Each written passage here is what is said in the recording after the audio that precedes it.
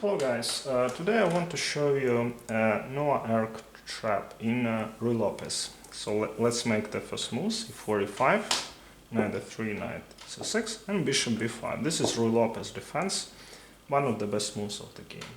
Black plays a6, attacking the bishop immediately. White moves to a4, keeping this potential pin on this diagonal from e8 to a4, and black plays e6. This is not a mistake, of course, this is improved Stein's defense. White plays d4, attacking in the center. This is one of the main ideas of white, to play d4, and potentially they threaten, let's say after h6, they can go e5 and attack this knight, which is pinned, and you cannot move the knight because of the a4 bishop. So let's move back, and in this position, in order to capture on d4, black plays b5.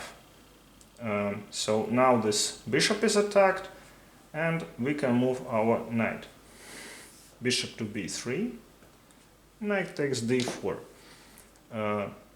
exchanging the pieces, takes, and queen takes d4.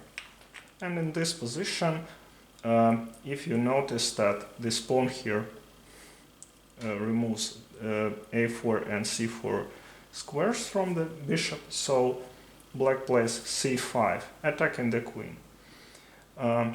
Queen needs to win a tempo, so it goes to d5, and if you play here c5, then white will take the rook on a8. If we do something like, I don't know, h6, then mate on f7, so it looks like white is attacking us. So that is why in this position black plays bishop to e6, attacking the queen.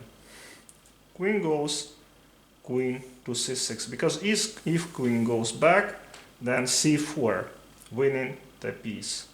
So white gives check on c6,